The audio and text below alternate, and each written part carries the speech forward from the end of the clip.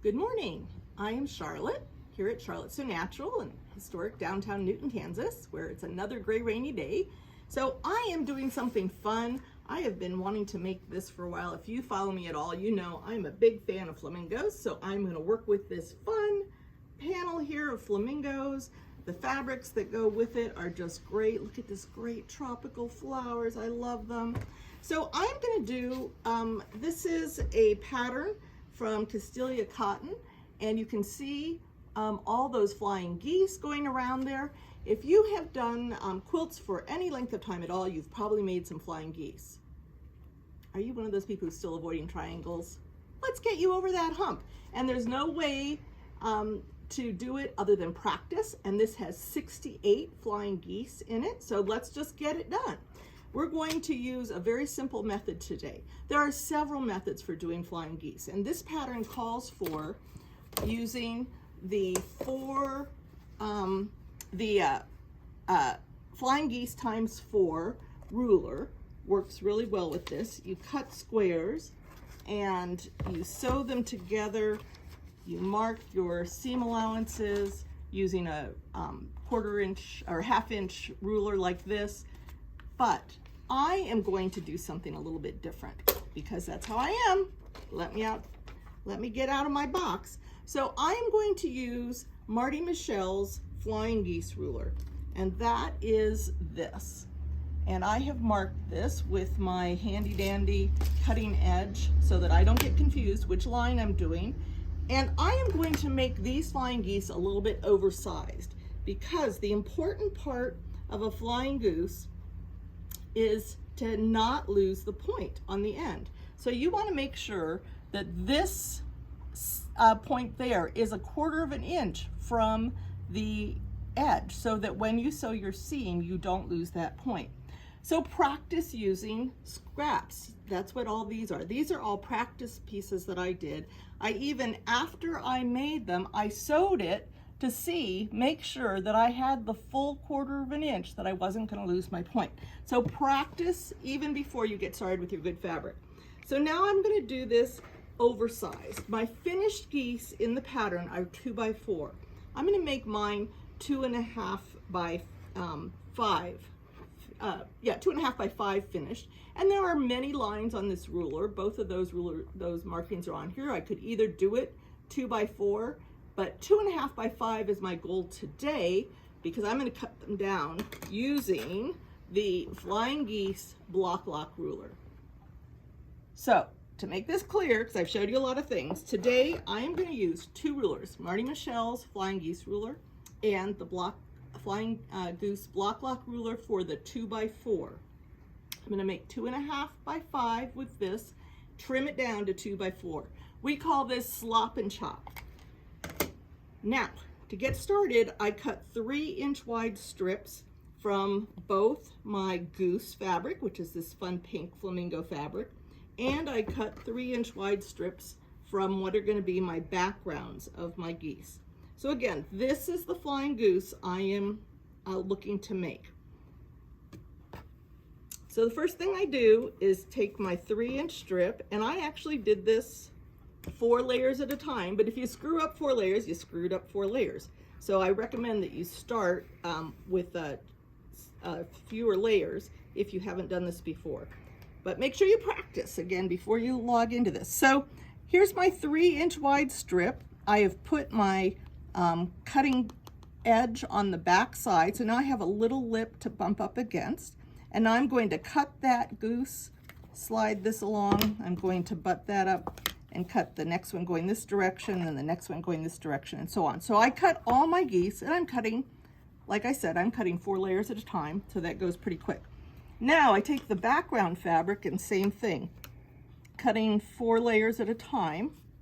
I'm going to use the same ruler, and I am going to, here are the markings down here.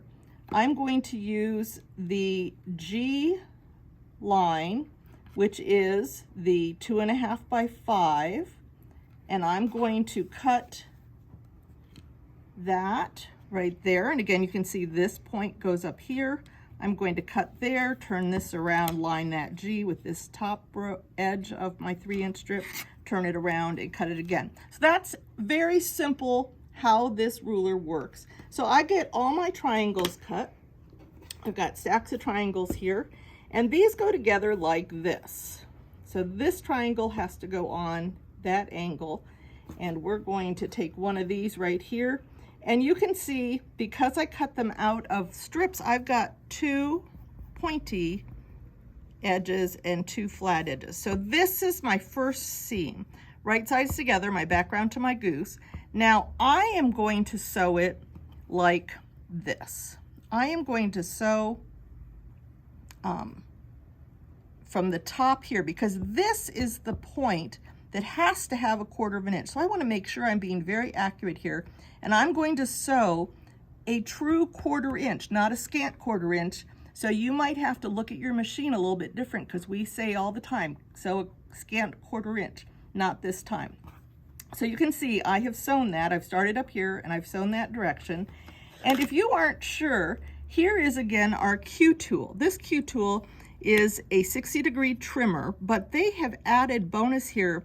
They have etched in lines to show you what is a true 1/4 inch, a scant 1/4 inch, and a plus 1/4 inch. So this true 1/4 inch, line that up right there, and the miracle of laser cutting on this yellow, I can see I have a perfect 1/4 inch there.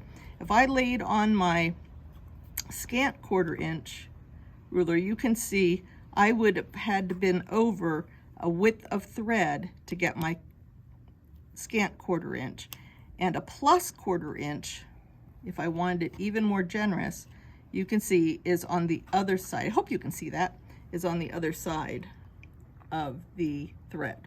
So I'm sewing that, I'm pressing carefully. I don't want to distort this, so I press this, take this to the ironing board, press that, and I get nice and flat. I take the second one, so once that's nice and flat, I'm going to add the second one.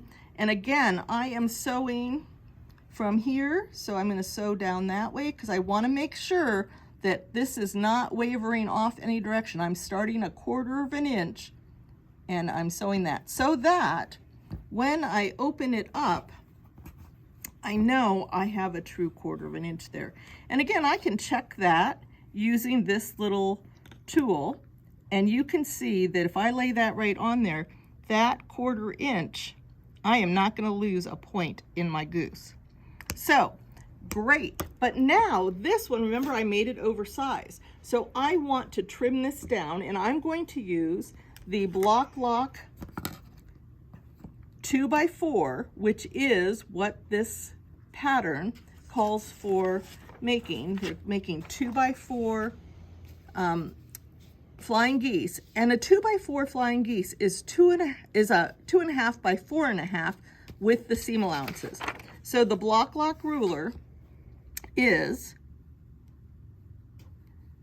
oops, let's get it on the right, on a right 0. Okay, so this one is 2.5 by 4.5, and this has a groove, double groove up in here. I hope you can see that this is depth.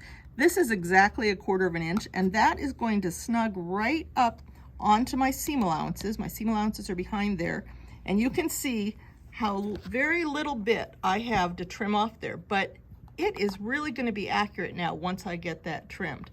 So I'll trim around that with my rotary cutter, and now it will be perfect.